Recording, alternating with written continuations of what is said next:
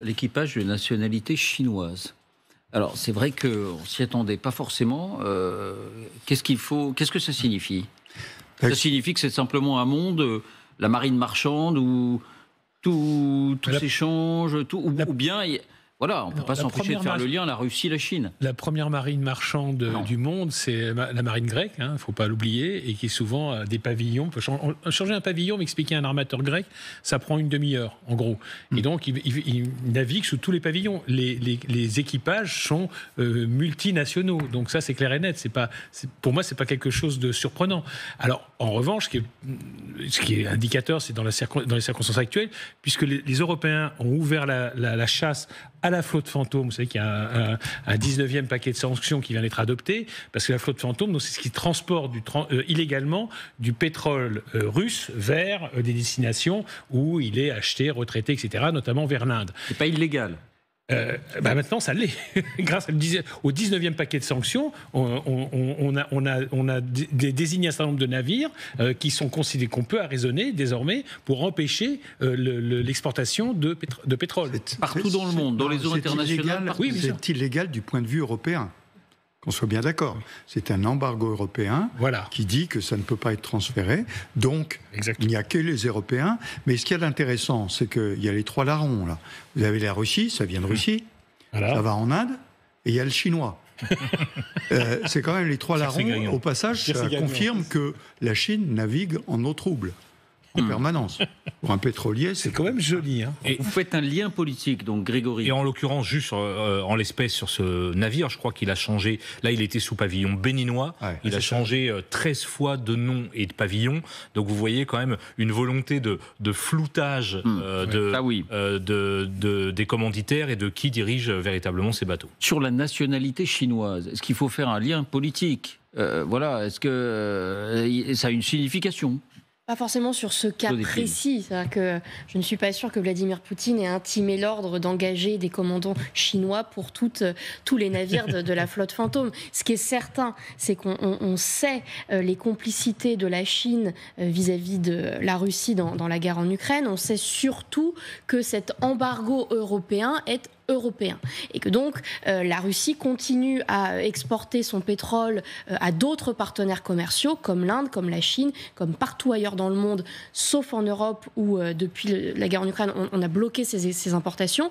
Donc forcément on est au courant de l'existence de cette flotte fantôme depuis des années, on essaye de la mettre sous sanction depuis des années et on a une liste d'une centaine, de plusieurs centaines de navires faisant partie de cette flotte fantôme, dont celui-ci. C'est pour ça que lorsqu'il a été identifié, on a tout de suite pu faire le lien avec sa mise sous sanction, sous embargo, dans le cadre du 19e paquet de sanctions. Mais alors soyons précis, parce que c'est un vrai sujet de curiosité. Du point de vue du droit international, du coup, nous, les Français, nous, les Européens, est-ce que nous sommes fondés à intercepter ces bateaux au milieu de l'Atlantique, partout dans le monde où nous souhaitons le faire? Non, mais là, vous voyez bien le coup, pardonnez-moi d'appeler ça un coup, le coup français est remarquable, pour plusieurs raisons. On applique le droit international. Il n'a pas besoin d'être dans les eaux territoriales françaises pour qu'on demande ce qu'on appelle une enquête de pavillon. Donc on lui dit, vous êtes sous quel pavillon? Il répond Bénin. Quai d'Orsay appelle le Bénin dit jamais de la vie, il n'a jamais été chez nous. Donc, faute. Vous avez commis une faute. Donc, enquête de pavillon. Et là, on lui dit... Même s'il n'était pas, pardon de vous couper, général, dans les eaux territoriales françaises. Mais bien sûr, ça c'est le droit de la mer. Il doit y avoir transparence sur la mer. 1, il n'avait pas son transpondeur. 2, il cache le pavillon sur lequel il est. 3, il n'est pas assuré depuis 2023. Voilà. Donc, tous ces éléments permettent au gouvernement français, je voudrais rappeler qu'un pétrolier comme ça, qui s'échoue sur des côtes françaises, c'est une catastrophe. Et en plus, on ne sait pas qui poursuivre et il n'est pas assuré. Vous imaginez un peu la catastrophe. Donc, l'État français est parfaitement en droit de faire cette enquête de pavillon. Une fois qu'on a vu qu'il y avait erreur, on va vérifier à bord. Et là, il semblerait, parce que je n'ai pas les éléments, que le bateau n'est pas tout de suite obtempéré. Du coup, refus d'obtempérer. Comportement agressif, a dit Emmanuel Macron, c'est à ça qu'il fait allusion. Et il a fini, bien sûr, par jeter l'ancre Là, on lui a dit de le jeter, parce que face à une frégate française, il a bien compris que ça ne durerait pas très longtemps. Donc je crois que le coup est très très bien monté sur le plan légal. Ça a été tout de suite donné à la justice qui poursuit. Et puis, ce n'est pas un hasard. Ça arrive au moment où il y a le sommet à Copenhague. Ça tombe bien. Il a eu le tort de passer à ce moment-là et de ne pas être loin. Et en plus, on soupçonne, mais là, il n'y a que des soupçons, qu'il est passé au large du Danemark au moment où il y avait les drones. D'où ce soupçon. Et donc, l'enquête va continuer. Donc, vous avez vu les valises, etc., etc. Va chercher. Est-ce qu'il y a des traces? Est-ce qu'il y a des drones? Est-ce qu'il y a, etc., etc. C'est ça qu'on va chercher dans ces documents. Bien sûr. C'est ça qu'on va chercher dans ces valises. C'est est-ce qu'il y a la trace de la présence de drones qui auraient été lancés sur les aéroports du Danemark, au-dessus des aéroports, il y a quelques jours. Ça oui, parce que le 22 septembre, il croise au large du Danemark le jour où, vous savez, il y a ces drones au-dessus de l'aéroport de Copenhague. Donc on va chercher ça. Je pense qu'on va regarder aussi, au-delà de la légalité des documents de navigation, est-ce qu'il y a du matériel d'espionnage, d'écoute? Vous savez que cette flotte fantôme est aussi soupçonnée par moments, notamment en Baltique, d'aller sectionner exprès des câbles sous-marins. C'est des bateaux qui peuvent être utilisés à ces fins-là. Donc c'est aussi tout ça, tout ce matériel qu'on va essayer de trouver. Est-ce qu'on peut résumer la situation en disant, compte tenu du contexte et compte tenu de l'agressivité russe attribuée en tout cas à la Russie, c'est-à-dire ces incursions de drones, ces incursions d'avions récentes, c'est un signal qu'on envoie avec au départ des soupçons. Est-ce que c'est bien ce navire qui a servi de plateforme pour envoyer les drones ? Est-ce qu'il y a beaucoup de pétrole et est-ce que ça peut être illégal? Et on se rabat finalement sur une infraction administrative, le pavillon, pour envoyer un signal à la Russie. Est-ce que c'est un signal qu'on envoie à la Russie? C'est un signal, mais je dirais aussi que c'est un coup de chance. Coup de chance qu'on l'ait repéré, qu'il ait été là, qu'il ait été imprudent, qu'on ait été au bon endroit au bon moment, qu'on ait mis en action, comme vous le disiez, Général, notre plan bien organisé pour pouvoir la raisonner.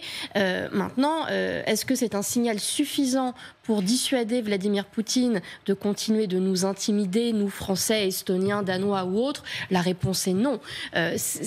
Pour vous poser la question autrement, Joséphine, est-ce qu'on aurait arraisonné ce bateau il y a 6 mois ou 1 an de cette manière-là? Non. Du point de vue strict du droit, on aurait pu le faire. Est-ce que diplomatiquement on l'aurait fait? Est-ce qu'on aurait eu intérêt à le faire? Peut-être pas. Je vous rappelle, Dominique, c'est effectivement un peu une montée en puissance parce que la flotte fantôme, on le sait depuis des années. Depuis 2022, et on prend des mesures contre la flotte fantôme depuis des années. Et rien ne s'est passé. C'est la première fois que ça se passe. Donc c'est une façon aussi de dire aux Russes, attendez, vous n'êtes pas les seuls à faire n'importe quoi. Nous, on agit dans le droit, mais on est capable de vous toucher. Et la réponse russe est intéressante. Dès qu'on leur a parlé de ce bateau, ils ont dit, nous on ne connaît pas. Sauf qu'il venait d'un port russe quand même. Donc c'est un peu difficile. Vladimir Poutine a réagi, non pas directement à ce qui s'est passé, mais il a réagi tout à l'heure à, cette montée, cette prise de conscience au sein de l'OTAN face aux drones, face aux avions et face aux cargos fantômes. Alors je vous propose de l'écouter. Ça reste mesuré, mais il répond. Écoutons. Что Россия собирается нападать на НАТО. В это поверить невозможно, а своих людей убеждают.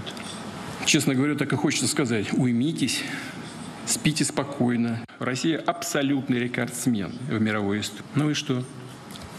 Добились своего. Я думаю, присутствующим здесь не нужно объяснять, что эти усилия потерпели полный крах. Некоторые, правда, упорно надеются все-таки добиться своего, нанести России, как они говорят, стратегическое поражение. Ну, если они не видят обреченности этого плана. Bon, c'est la première partie, évidemment, de cette déclaration qui nous intéresse. Ça s'affole beaucoup en Occident, au Danemark, en Allemagne et sans doute en France, sans doute qui fait allusion aussi à la France. Mais quoi, nous ne faisons rien et nous n'avons aucune intention, il ne se passe rien de notre côté. Joséphine. Oui. Vladimir Poutine n'a jamais dit autre chose que nous sommes provoqués par l'OTAN Et forcément, si nous sommes attaqués, nous répliquerons. Or, on sait très bien que la Russie teste plusieurs systèmes européens, otaniens, en Finlande, en Estonie et autres, avec différents moyens. Donc ça, bien évidemment, c'est un secret de polichinelle.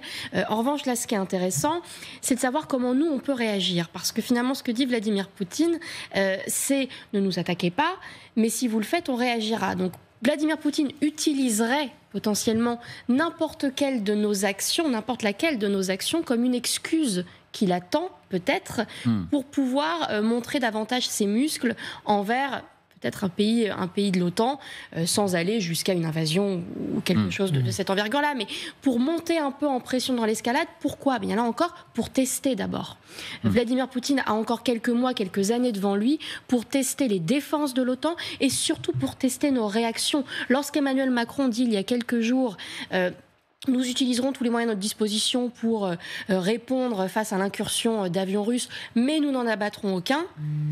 Excusez-moi de dire que le simple fait de le dire publiquement, ça met fin à la dissuasion et donc ça donne un peu un feu vert à Emmanuel Macron, quand on lui pose la question... il a changé ensuite sa version. Et c'est heureusement parce qu'on est dans un... Je n'exclus rien, a-t-il dit d'une certaine manière. Bien évidemment, et c'est ce que Vladimir Poutine teste. Voir si on n'exclut vraiment rien ou si au contraire on a des lignes rouges. Simplement, on va avancer, mais la question qu'on se pose, c'est est-ce que dorénavant, tout navire appartenant à cette fameuse flotte fantôme qui maintient un peu la Russie à flot, parce qu'Emmanuel Macron l'a dit, et je crois là pour le coup que c'est à peu près vérifié, 35 à 40% de l'effort de guerre russe est financé par ces exportations de pétrole qui se maintiennent malgré les embargos grâce à cette flotte fantôme qui passe à travers les radars. Est-ce que ça signifie que tous ces bateaux qui passent... au large de nos côtes, qui passent au large des côtes européennes, on les interceptera ? Si on fait ça, là, Attendez, David, il faut être sérieux. On n'est pas fichu d'intercepter des drones, d'accord ? Parce qu'on a peur de provoquer les Russes.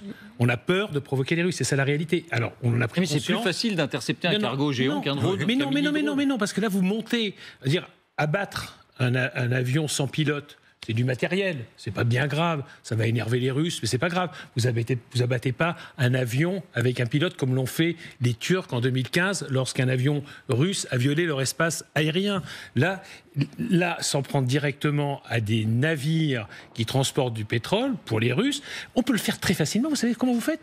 Vous empêchez les bateaux de passer au large du Danemark, parce que le passage, il est grand comme ça, et vous pouvez bloquer la Baltique. La Baltique deviendrait une mer otanienne. On peut le faire, mais extrêmement facilement. Personne ne veut le faire. Et qu'est-ce qu'on fait pour lutter contre cette flotte fantôme ? C'est pas de l'interception, c'est surtout que on interdit l'assurance, on interdit. Donc, ça veut dire que les compagnies qui transportent ce pétrole le font à leur risque et péril. Et donc, sans compter les dangers, comme le disait le général Trinquant tout à l'heure, en matière de pollution, etc. Ce qui est intéressant, c'est que la montée en puissance de l'Europe, hier, lors du sommet européen de Copenhague, ils ont adopté ils vont adopter une feuille de route pour se préparer pour 2030, parce qu'aujourd'hui, c'est officiel. On pense qu'on aura un conflit de haute intensité avec les Russes en 2030. C'est la date maximale. Et qu'il faut donc se préparer. Et donc là, il y a toute une série Attendez, vous dites ça comme ça, tranquillement, on aura un conflit... C'est le scénario. C'est pas moi, c'est le scénario sur lequel on travaille, et ça a été adopté lors d'un... Je termine du général là-dessus. Ça a été adopté par les Européens en mars dernier. Il y a eu un livre blanc qui s'appelle être prêt pour 2030, et donc on s'aperçoit aujourd'hui que entre le mois de mars et aujourd'hui, on n'a vraiment pas fait assez de progrès. D'où l'idée de ce fameux mur anti-drone, ces moyens de surveillance maritime, parce qu'on va renforcer aussi la surveillance maritime, parce qu'aujourd'hui c'est une véritable passoire. Ce qu'a montré Vladimir Poutine, c'est que ni l'OTAN ni l'Union européenne ne sont aujourd'hui prêts à la guerre et ils n'ont pas fait de progrès significatif au cours des 2 dernières années. N'affolons pas ceux qui nous regardent, préparer la guerre pour assurer la paix, on est d'accord. Bien sûr, ça s'appelle la dissuasion. Et l'affaire de 2030, on le sait depuis de nombreux mois. Ça a commencé, c'est une analyse de l'OTAN, une analyse de l'Union européenne. Attendez, on sait quoi exactement ? On sait que si la guerre continue comme elle est, la puissance militaire russe, en 2030, aura retrouvé la capacité de repasser à l'offensive. Et donc, il faut qu'on soit prêt pour 2030 pour pouvoir les empêcher. Ça s'appelle la dissuasion, c'est-à-dire être plus fort qu'eux en 2030. Là, on va avancer, mais on va changer de sujet, mais il faut que je vous pose une question personnelle. Est-ce que vous, Général Trinquant, vous pensez que la Russie, ayant reconstitué son arsenal, pourrait attaquer l'Europe, des pays de l'OTAN, en 2030, dans un conflit de haute intensité, comme le disait Jean? Si on ne fait rien, oui. Si on le fait, non. Mais au passage, je ne suis pas d'accord avec ce que vient de dire Jean sur ces pétroliers. Pourquoi? Parce qu'on l'a fait. Et le but, c'est justement de dire, la flotte fantôme, on prend des tas de mesures à droite, à gauche, mais soyez inquiets, ils ne vont pas pouvoir naviguer comme ils veulent. Si on peut les coincer, et évidemment on peut les coincer au Danemark, à Gibraltar, enfin partout, mais là c'est la France qui l'a fait là, et qui a montré un exemple, et qui dit aux autres, mais n'hésitez pas, s'il y a des problèmes, interrogez ces bateaux, arrêtez-les, vous êtes dans le droit, et vous pouvez le faire. J'espère que vous avez raison. C'est une montée en